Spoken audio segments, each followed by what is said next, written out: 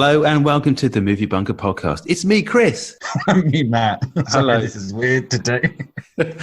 What? Yes, drawing back the curtain on the podcast. Yes, it's like stepping through Oz and finding out it's just an old fat man blowing out green smoke. We're churning out some intros today, aren't we? Yeah, we're kind of mass recording, which is the first time we've ever done it. So, I guess normally you wouldn't tell this sort of thing to the audience, but we don't really care about that sort of thing. Mind. No. So we've literally just done another intro. So we're doing another one now. But you had an interview. You spoke to Anna Smith. I did. I was very lucky because you set this one up, and it's a fantastic interview to have. So thank you for that, Chris. You're welcome. Anna Smith is everything. Broadcaster, writer, started their own podcast, the Girls on Film podcast. You've seen her on telly on Sky News. You've seen her writing in The Guardian, etc. Yes, she does everything and made me feel particularly stupid, which isn't that hard, to be fair.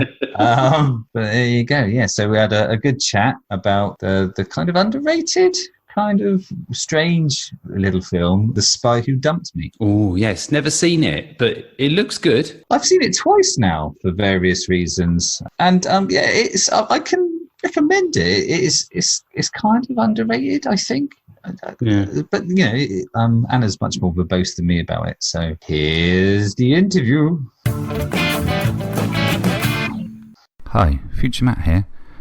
Just a quick shout out that this recording with Anna Smith did feature some technical issues, which results in a few pops and clicks and a little bit of echo from me. Fortunately, not so much on Anna, so all the good stuff is still there. So apologies about the quality. Hello, Anna. Welcome to the bunker.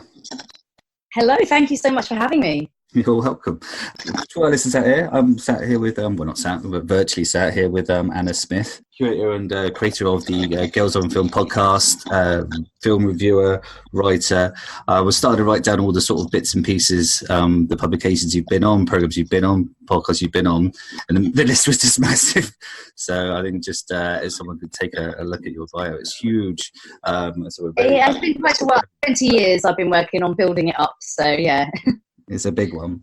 So could you tell us a little bit about yourself? I used to work in dance music magazines, and women's magazines as well. But then I started writing the film reviews and decided that's what I wanted to do. So I went freelance in 2000. Since then, I have not looked back. I've been building up a sort of portfolio with places like Time Out, Sight and Sound, Empire Magazine. And then I started doing more broadcasting in recent years. So I've been doing Sky News. I've been on the Sky Oscars ceremony, sitting on the sofa, a nice 9-hour all-night stretch.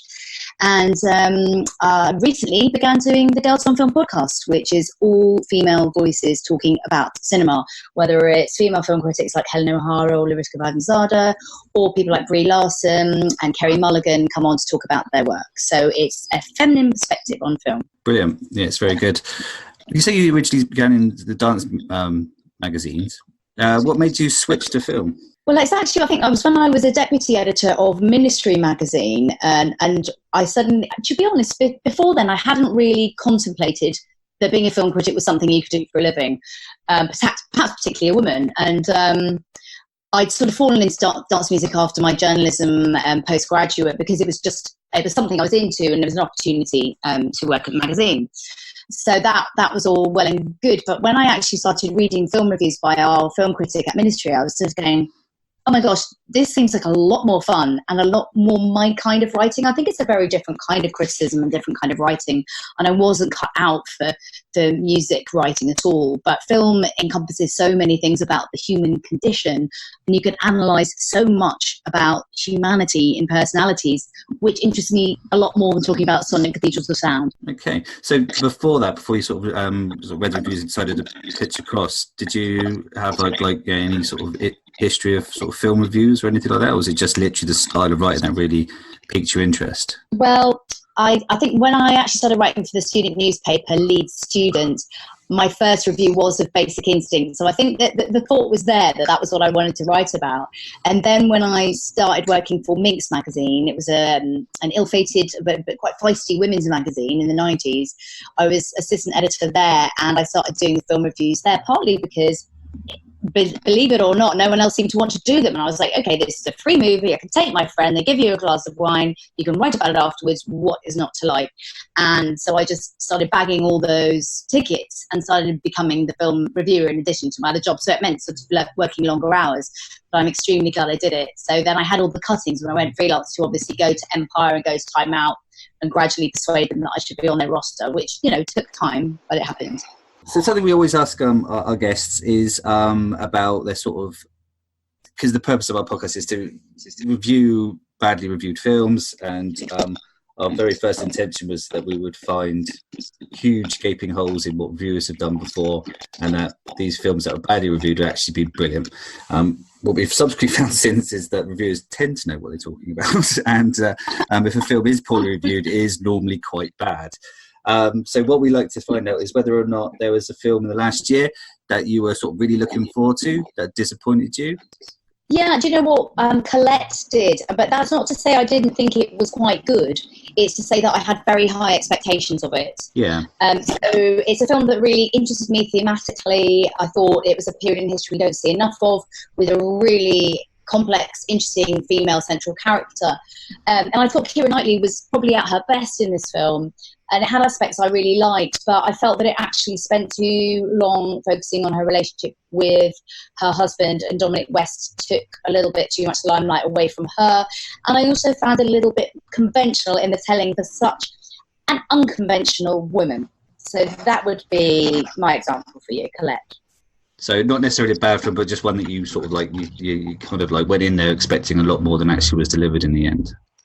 Exactly. I had very high hopes for it that were dashed. Okay, cool. And the inverse of that, which film did you sort of like make it, oh no, this is going to be terrible, and ended up surprisingly enjoying? I don't know about terrible, because I have to say, as a film critic, I do try to go in with an open mind and not think, even if the trailer's bad, not think, oh god, this is going to be shit, because let's give everything a fair hearing, and I'm chair of the critics up. I'm duty to sort of be impartial. However, with horror movies, I do often slightly dread them. And I think, oh God, am I going to be able to handle the hardcore horror and appreciate all the nuances? And I think Midsummer was one that I definitely could do that. And I absolutely loved it. We reviewed it on Girls on Film, and we all three female film critics actually really loved it. I thought it had so much to say, in addition to that dread and the more visual sides of the horror. I think it was very psychological, so it was much more my kind of horror than I might have been expecting. Cool. Yeah, it's not one I've actually managed to watch yet. I spend infinitely too much time watching rubbish films these days. Well, it's kind of your job now, isn't it? It is kind of my job now. You say I'm actually very similar because we tend to try and cycle the genres. When it comes down to horror, I'm never particularly looking forward to it. Yeah, I think that's it. Because by its very nature, that you're going to probably find it quite traumatic, and it's not something that I tend to seek out. But as a critic, I'm actually really glad that I've sort of bit the bullet and seen quite a lot of the horrors I have, because I've ended up really loving them. Yeah, unfortunately, my way not so much. Yeah, The Nun was the last one, and it was everything you'd expect it to be. Moving on from good films, we used to call them guilty pleasures, but we found that no one's particularly guilty these days. So we've sort of relabeled them as the unpopular opinion film. And I believe you chose, and I watched this afternoon, The Spy Who Dumped Me. Correct, I did. Susanna Fogel's film with Mila Kunis and Kate McKinnon. A spy comedy. It wasn't like horribly badly received by the reviewers, but it was kind of one of those ones that sort of fair to middling. So can you tell me why you picked this film out? Well, I partially chose it because in Girls on Film, what we like to do is provide a female perspective where it may be wanting. And I felt that in the case of the reviews for The Spy Who Dumped Me, we really needed more women reviewing this film. If you look on the aggregator sites and you look on the YouTube videos and you look at the mainstream newspaper reviews, very, very few women got to review this film. I reviewed it for Metro. I gave it 4 out of 5, albeit a low 4 with a kind of condition in the review. But I feel that this is an interesting example of a film where inherently I do think it is more of a women's film. And there are more things in this that are mitigating factors for a woman watching it that might help you forgive its dodgy side, the side that some male reviewers were perhaps using as their main impetus to give it 2 out of 5. Yeah, I initially saw this film just as a sort of Netflix flick. We were just sort of sat watching it, popped up. I was surprised by the film in the sense that I didn't expect it to be quite as violent as it was. Sort of like from the sort of posters, covers, the initial blurb, I was expecting something a lot lighter. Why do you think if it had 2 men in the lead, you would have been similarly surprised? I don't know. I think it's mostly the title of the film. It's kind of quite a very light title. And as I say, the artwork and just the blurb that was on it. Because I knew nothing of the film before watching it. It's literally just one of those impulse watches. Initially, the first time before I rewatched again for this. But yeah, I think I remember being the first time quite surprised at the level of violence in it. Yeah, I think you're right about the name because I was sometimes wondering when because a number of reviewers said that they felt that it was more violent than they expected, and not like I particularly seek out violence, but I didn't feel that way. But I think it was badly marketed. I think you're right about the name. I think the name makes it sound like an Austin Powers kind of movie. Yeah. Spy spoof, and it's not a spy spoof. It's a story of 2 best friends who are female who end up pulled into the spy world when they discover that one of their boyfriends is a spy or was a spy, and then they go on a madcap mission, stolen things, blah blah blah. The point of it isn't really the plot, to my mind. The point of it is that it's a story about the relationship between 2 people who are tested along the way, but actually, refreshingly, don't necessarily massively fall out. Small spoiler there. So it's really, to me, a buddy movie. But I think you do get that from some of the posters, but I think the trailers were awful for this, and I think a lot of people avoided it who might have enjoyed it. Yeah. Oh, I thought it was thoroughly enjoyable, and as I said, the level of violence. I watch violent films all the time. It wasn't a turn off for the film itself. Just sort of surprised at the level of action in the films because of the marketing, because of the title, the poster artwork, and things like that. It was, it was a bit weird.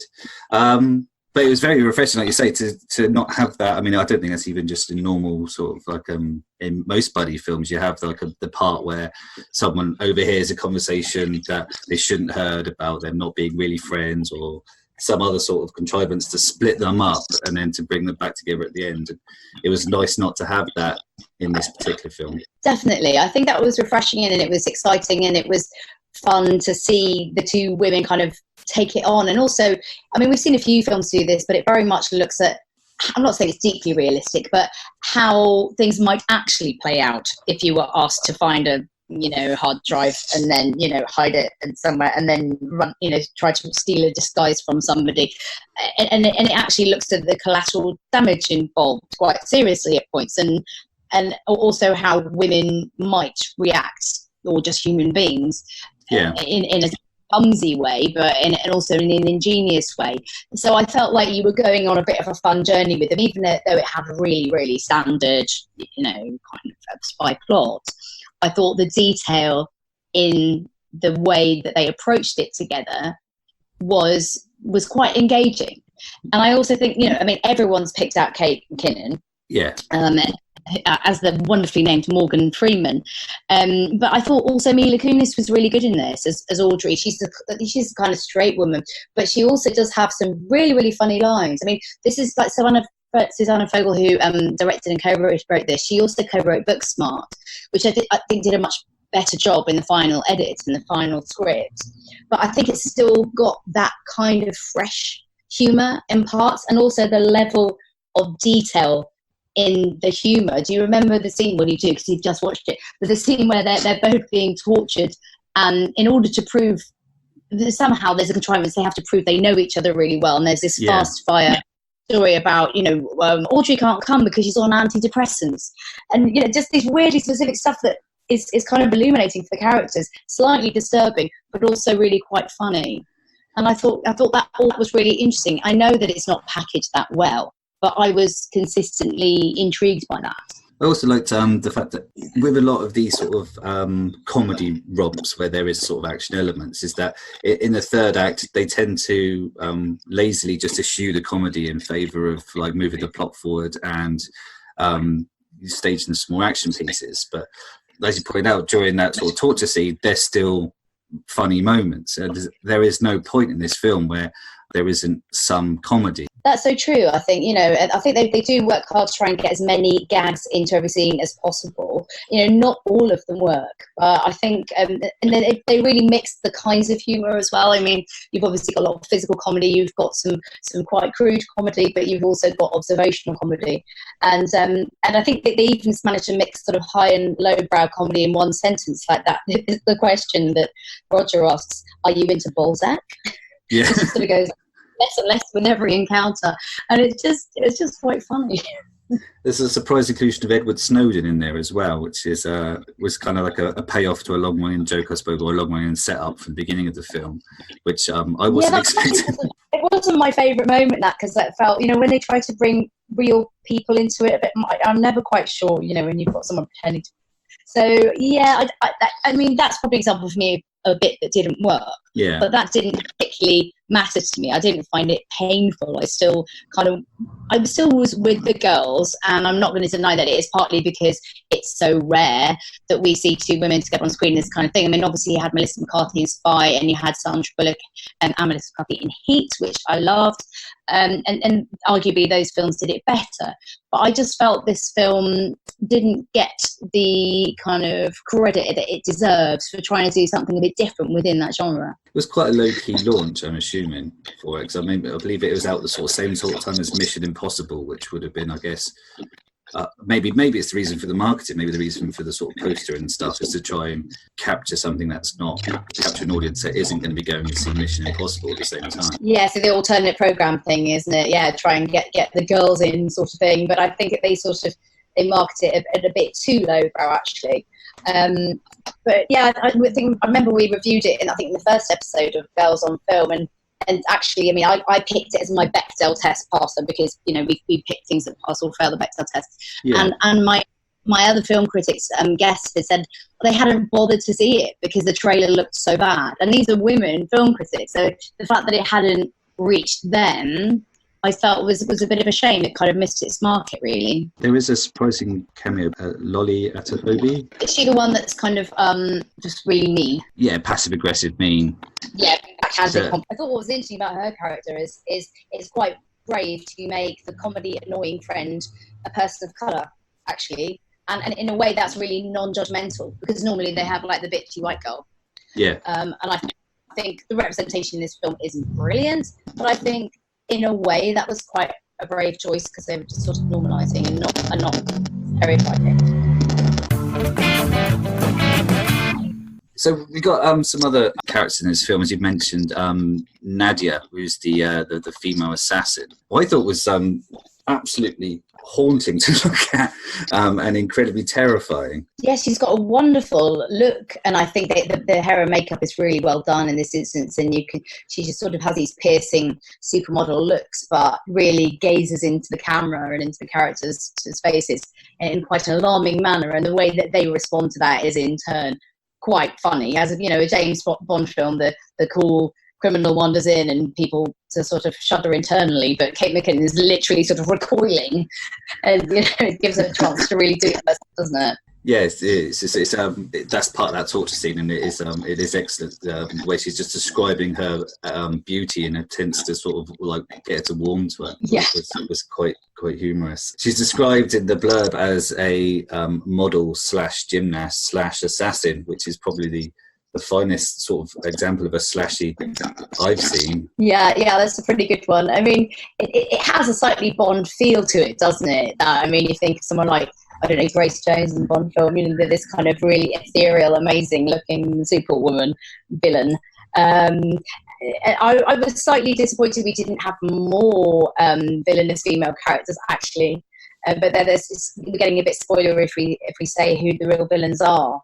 But I think we obviously have to talk about Gillian Anderson as well in this film. Yes. Who plays the big boss. Again, I think, just the way that Kate McKinnon plays off her when she walks into the room as the head of is it the CIA? Yeah, I think it's CIA. Yeah. And she sort of drifts in and she just starts just absolutely girl crushing on her and says, "You are the boss, and yet you have not sacrificed 1 ounce of femininity." And you know that Kate McKinnon's probably had a hand in not just the delivery of that, but the wording. But and that also, I think, plays in really well to two kind of common, kind of lesbian icons, which is Kate McKinnon and Gillian Anderson. So not to say Gillian is lesbian, but she has a huge LGBT fan base. So I think that really played into that, and really neatly. But it didn't overplay it. They didn't make a big thing of it. They just kind of touch on it, and they sort of hint that Morgan Freeman is bisexual, I think, in a couple of scenes. But again, they don't expand on that too much. It's just some fun little throwaway jokes. Yeah, I like the must be nearly the end scene where Kate's on the phone to Gillian Anderson's characters, and obviously basically just giving herself a job, and such a straight-faced replies like, I don't want to see you again, sort of things, like, of course not, see you on Monday, sort of thing. And it was really great. Well, I do wonder how much was sort of ad-libbed by Kate McKinnon in it. I know I've done some reading. I know some of the food puns in the after credit scene, so it's about 2 seconds after credits, and some other bits and pieces were ad-libbed, and it was very hard to sort of play against her because it was cracking everyone up on set. Yeah, I mean, she is a total scene stealer, but I mean, that's a great compliment. But you definitely feel that there's the film and then there's the Kate McKinnon show kind of floating through it at its own pace rather brilliantly. But I think her style complements this film well, so I think it's a good match, and I think it's not necessarily fair to say it elevates it because it is a character that was written by someone else, but the film certainly benefits hugely from that casting. Yeah, I like the character because where she's so sort of left field, you can it's more believable, her responses to stuff. Me and Chris was talking on the last podcast about horror films, about how in real life we'll just be sort of crying in a corner, shouting ourselves to death out of sheer terror. Whereas, when you have these characters, it makes it more believable, I guess, that they would sort of take these things on their stride, push a guy off a balcony, shoot someone for the first time, things without really, having the sort of months and years of therapy that I'd probably need if I had to do similar actions. Well, to quote one of the film's characters, Morgan is a bit much, and she's the sort of character that pushes her friend Audrey into extreme situations or makes her embrace them and increases her bravery or her sense of sort of, let's just go for it. And I think you really need that, dramatically speaking, for this film, because if it was just two kooky, normal women, then I don't think you're right, it would have worked. I think it has to be someone who reacts bizarrely to situations in a way that propels them into further bizarre situations. Yeah, it certainly helps get the plot along. I did also like the robbing of the backpackers scene, where they were trying to find two people. Not only did they want to steal their passports, but people that they want to be like, rather than just someone that they looked most like. Yeah, that was really fun. And again, that was one of the scenes I enjoyed that felt like it might have almost come from a slightly real place. If a woman was going, well, okay, I've got to assume someone's identity, then you want to have a little think about that. And there's also some fun scenes when the assassin is looking for two dumb American women, I quote. And this film is not afraid to poke fun at Americans, because she's looking through her binoculars at all these, Americans abroad kind of staggering around drunk and vomiting and just being kind of useless tourists. And I thought that was very funny. It's not anti-American, it's affectionate towards his characters, but it was having a little wink at the stereotype of the American tourist. That was funny. Yeah, that's one of the English greatest sort of sighs on camera, where after she's kind of like, scoped these couples that she's seen, she's quite clearly absolutely exasperated by the lack of description, because everyone fits the description that she's been given. Exactly. Yeah, it's quite a funny joke. To sum up then with the film, do we feel that this film deserves. Obviously, you feel it needs to be out of the bunker and seen worldwide. Do you think that this film's greatest sort of hampering is a lack of audience, a lack of the right audience, and maybe very poorly marketed? Well, I think it actually did okay at cinemas. I don't think it's a sort of necessarily a hidden gem, and people are discovering it online. And I certainly wouldn't, by contrast, hold it up as one of the best films of the last year or anything like that. I think it fits neatly into the category that you said, which is underestimated films and films that have not been as popular with critics specifically as I think they should have been. Yeah, couldn't agree more. I enjoyed it. The first time I watched it. I had to watch it again just because I like to. My memory isn't what it used to be. And so I have to refresh these things. I watched it on the same day. And I enjoyed it the second time around. Well, I'm glad you enjoyed it, and I didn't make you watch something you hated. Although, of course, you've disproved my theory that there's a gender gap in terms of what men and women think of this film. Sorry. Although I still stand by that there is very specific kinds of humour. I bet that your wife was probably laughing a little bit harder at than you were. Yes, some things probably just went past my head, unbeknownst to my male brain. Yeah, I mean, the same applies in the reverse so often, and that's the thing. We're so often used to seeing frat boy comedies with very male-based humour, and we're learning to identify with that. But, you know, that some of those jokes will resonate more with men than women by their very nature. So I think that's one of these films. Do you think there's really not enough films that are sort of just literally targeted as such? Do you think too many films try to be too many things to too many people? Oh, how do you mean? This should have been targeted more specifically as a female film, do you think? Well, just maybe not this film specifically, but, you know, do you think that maybe this film, some of its weaker elements is because they try to dilute it to make it more of a date movie so that, you know, they've aimed some things squarely at the male audience? I think one of its problems is it is trying to be too many things, and maybe, as you say, some people were uncomfortable with the level of violence, which didn't really match the kind of humour necessarily. I think that was an issue, and I think that might have put some viewers off. In general, I think, you know, the whole point of the success, or at least the critical success of a film like Booksmart, is that, you know, people are funny. It doesn't have to be a female comedy. It doesn't have to be a male comedy. I mean, yeah, that might also have some of the qualities I'm talking about, that there would be a few gags that young women get a bit more because they feel resonant.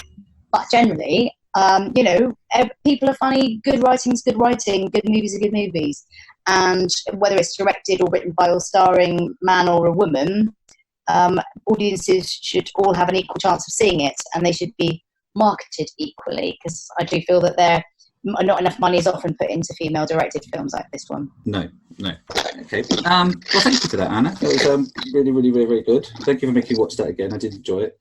Where can we find you online at the moment? Girls on Film, the podcast, you can hear it on iTunes, on SoundCloud, on Spotify. Just type it into Google, you will find me, Girls on Film with Anna Smith. And you can also see Girls on Film live at the London Podcast Festival on September 12th, and also we're up in Home in Manchester on September the 3rd with some special guests. So you can see us live, you can listen to us at home. That's where you'll find me. But you can also see my general outlets at annasmithjourno.com, at Anna Smith Journo on Twitter. Lovely stuff. I've never watched live podcasts before. Have you? Is that something you've done before? Is this? Well, you know, what interested in me was that I was planning to do with my producers do a studio-based podcast, but in fact we've had so many offers of live podcasts. It's really, really popular. So we've been to Rotterdam, we've been to Cannes, and this is only since October when we started. Right. And we've done several Manchester shows. We've done Edinburgh. We've done Glasgow. People really, really enjoy it, and it's a lovely chance for us to get to know the audience, and for women and men in the audience to put their hands up at the end and have a debate about is this film feminist? Should we care if it's a male director? All these kind of questions, you know, and put films to the Bechdel test, have a laugh about how much we love Greece, you know, all these things, you know, but also recommend to them genuine films that, you know, new films that they really want to see they haven't heard about. So all that kind of mix is people like to join in and ask about and participate in. You know, I've had some amazing contributions when we were up in Manchester. There was a nursery nurse who we've been talking about female superheroes, and she said, well, what's brilliant is that recently I've seen young girls in the playground finally they can be a superhero in fancy dress, you know. Yeah. And that's really empowering for them. So it's really great to hear from people who don't come from the film world like me to talk about their experiences as people, you know, in terms of gender and film specifically. But yeah, come along to a live show. It's fun. Yeah, it sounds really good. It must be really rewarding to sort of get that instant feedback, because obviously with podcasting, you're kind of shouting into a vacuum. Really nice. A lot of the feedback we get is that it makes people think about films differently, which is, you know, I can't ask for anything better than that. You know, we've just made them approach something from a slightly different angle and made them see something out that they wouldn't have otherwise done. Then fantastic. Okay, once again, thank you for your time. It's been absolutely wonderful talking to you, and we're always ever so grateful for people that take their time out. We can't really ever understand why people do, but we're always massively grateful when they do so. I have really enjoyed it. Thank you very much for having me. Oh, great interview, Matt. Cheers. Yeah, we had a few technical difficulties, so I was appearing to be more of a bumbling moron than standard, but it did produce the effect of me letting Anna speak a lot more than me, so probably a lot better than if I'd have just twatted on in the background like I normally do. It's a complete opposite to my interviews then, where I basically try not to let the guests speak. Yeah, maybe we should try and introduce a few more technical issues to your two interviews. I don't know, I can't. I do stop myself and think, hang on a minute, do I still have a guest? If we were to draw a graph of my process, of my method, something like this. Sir Ian, action. Wizard, you shall not pass! Cut! Sir Ian. So it's our second pitch, and this time it's your turn, Matthew. Son of a pitch, we could call it. Or daughter of a pitch. Yes. So you got a green light last time. I wanted to poo-poo your idea, but I kind of liked it. So good. This is one that's been sort of kind of knocking around in my brain for a while, and I started writing some notes so I'd kind of be able to sort of put together a pitch which was in some way in order and kind of clear. And I ended up writing 4 pages of A4. Jesus. So I may have to jump pieces. Matthew, before you start, I'm not gonna interrupt you. I'm gonna let you go because I know this is your baby, so I'm gonna let you fly. And then when you're ready for me to throw scorn on it, give me a verbal cue. All right? All right. Okay. So I'm all ears. You can jump in anyway. I don't mind. I can do I'd rather not. I want to hear you eject. So okay. I'm closing my eyes. Right. Okay. The working title for this film is Zombie. Okay. Oh, that's original. Oh wow, it's a working title, but it kind of works. You listen, you'll hear your thing to think, right? So, opens, dreary day, guys. So in my mind, this is Stephen Graham. By the way, I texted this earlier. He's kind of the guy. That will tell you the sort of tone of the film. The thing is, you texted me Stephen Graham, and I thought, oh yeah, but I don't know who he is. He's the guy that's in everything. Google him now. Stephen Graham. He's like in all the bleak shit. This is England. Stephen Graham. Oh, Stephen Graham. Yes, of course. I'm now doubting that's his name. I literally have to Google it now so I don't sound like an absolute fucking dick. Yeah, no, Stephen Graham. He's in everything, right? Yeah, he's very good. So he's in bed, waking up drearily. You can hear the sounds of life in the background. A small child getting ready for school with a mother helping him. The radio's on in the bedroom, so I guess he's got a clock radio. These are the details that really sell a film, I feel. There's bad news, there's shit music on the radio, there's a bottle of pills next to the radio. He wearily picks up these pills, takes ones. As he takes it, there's a cue switch and the sounds of life become muted. Goes downstairs, kitchen, happy dad, joyful scenes, all's good in the world. Goes off to work. Usual sort of boss shit. I was going to sort of set in a lab to kind of give it more of a thing, but I'm not sure whether that will work or not. But hey, we can discuss these points later. His boss is giving him some shit. Cuts to a scene as all asshole boss. There's always an asshole boss in voice. He's in the toilets washing his face. Gets his pills out. But then the boss walks in, demands something instantaneously off of him. So he's a proper asshole boss. So he sees him pop his pills back in his pocket, walk back into the thing, doing work. He's got to work all night, late night work.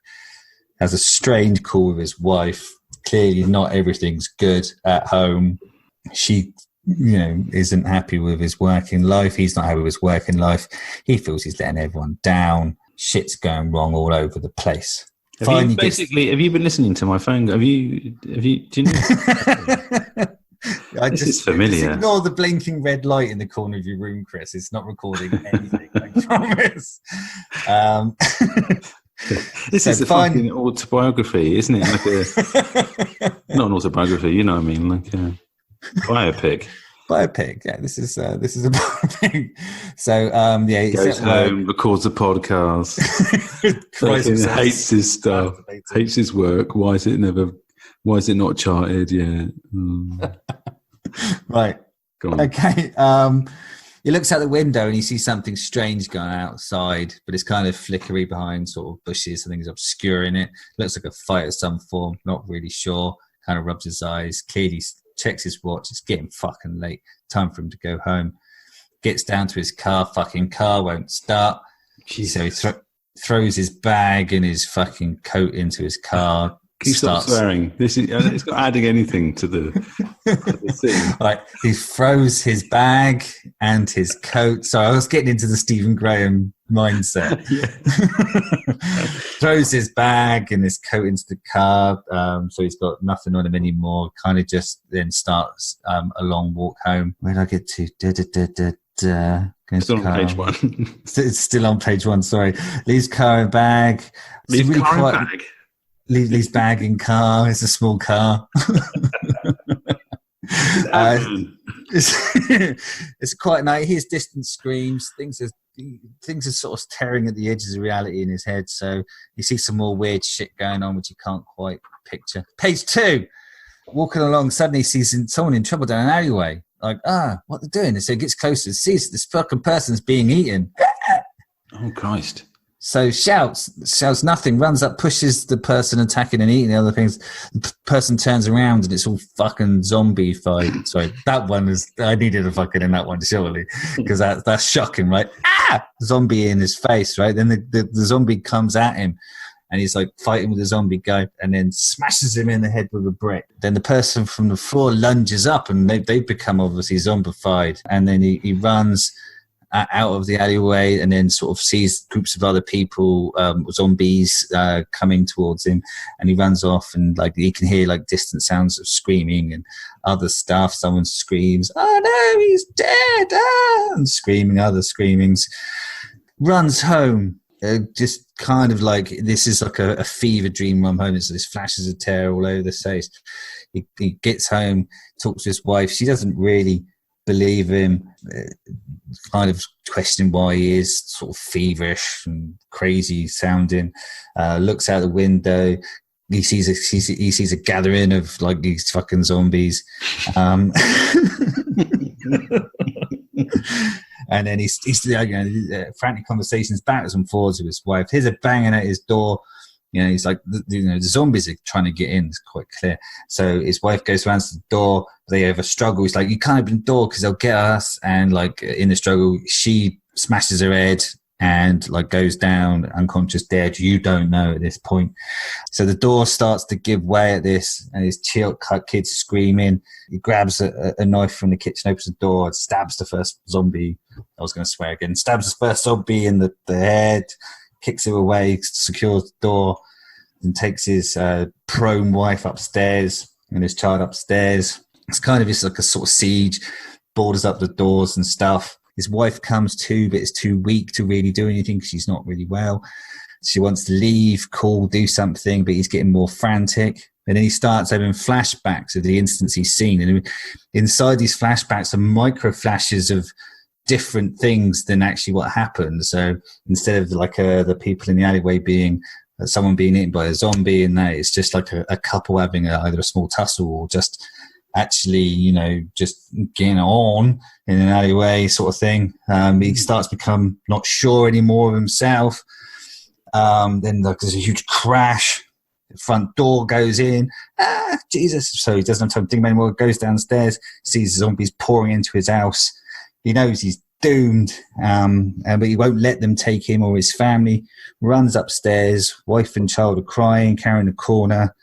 Wife can see that he's absolutely gone. Sort of goes, runs at him, accidentally stabs herself. She dies. You can hear the furor of the zombies coming up the stairs.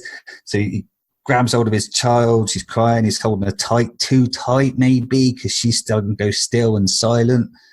The door crashes open. The first zombie is like a police zombie, but then he starts to tear, and he sees like normal, actual policemen stood there coming at him, and he's like just screaming, and the film ends.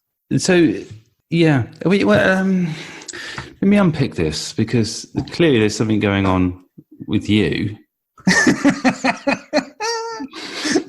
Because this is dark, isn't it? I mean, if there's it's a dark film. There is no joy in this at all.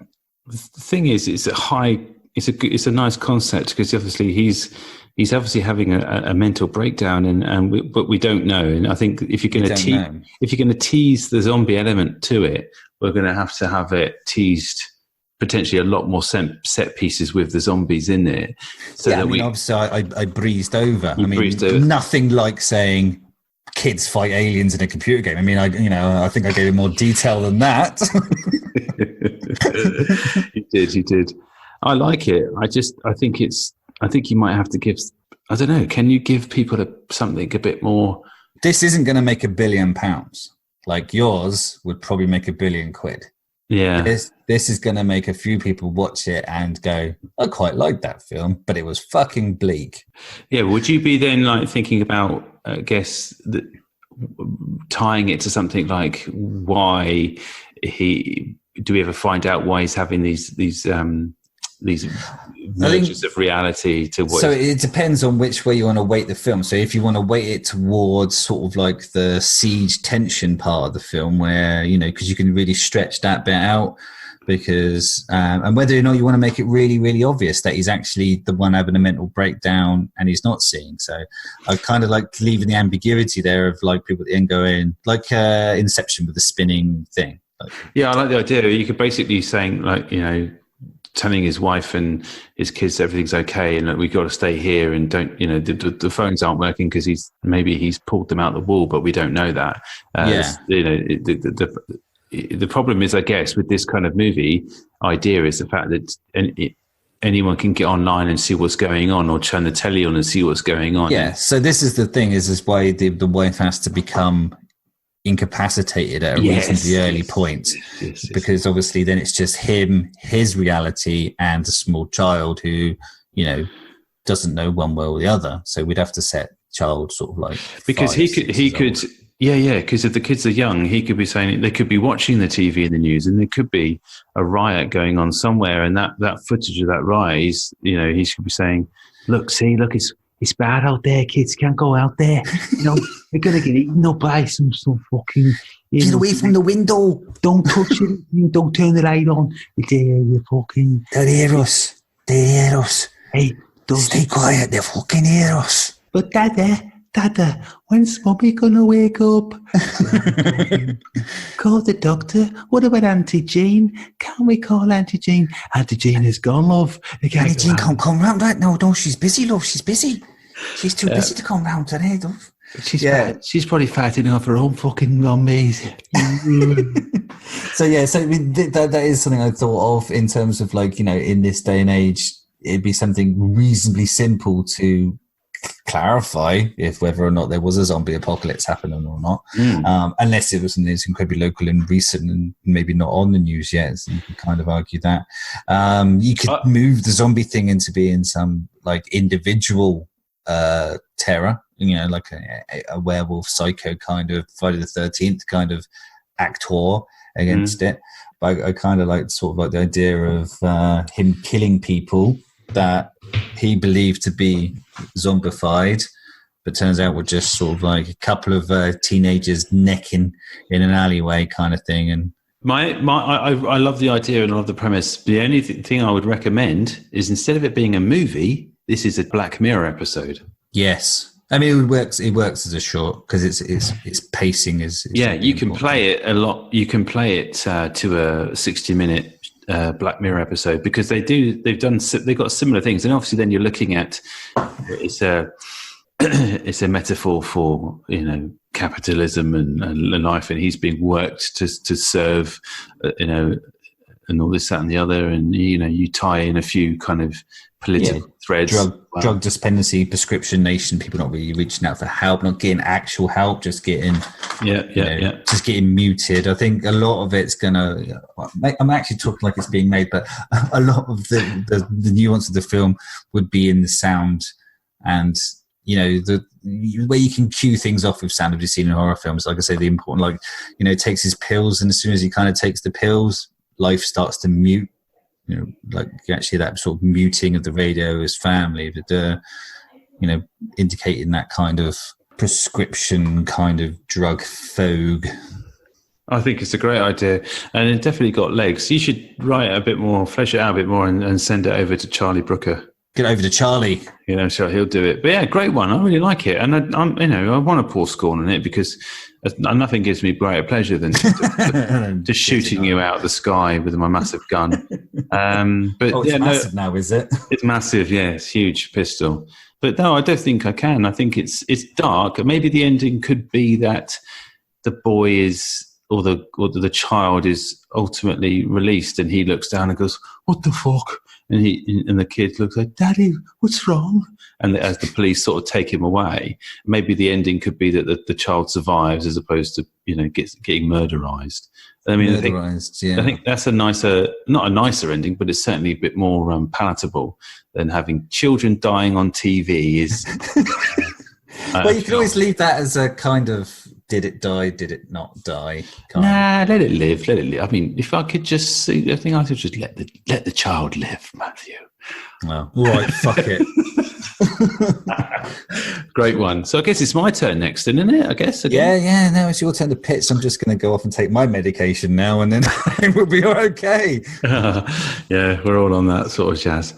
I guess if you like what you hear on Matthew's idea, get involved on social media and give us the thumbs up or thumbs down or middling thumbs. Actually, don't give us the thumbs down because Matthew's taken a lot of time. He's written 4 pages. No thumbs down. All criticism is growth. Feedback. It's not criticism. It's feedback. Feedback is well and truly. Appreciated, welcomed. Yeah, everyone's not going to like this. My 5-year-old hated the prospect of being killed by her dad, and I'm sure she's sleeping now. But she did seem quite terrified when I put her down earlier and read this story to her.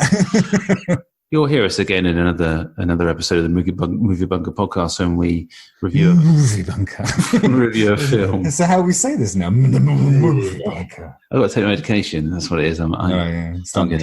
Bit of cottonmouth.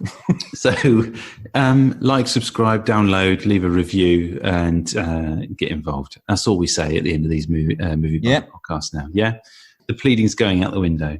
Yeah. Cheerio. What's that sound? What's at the door?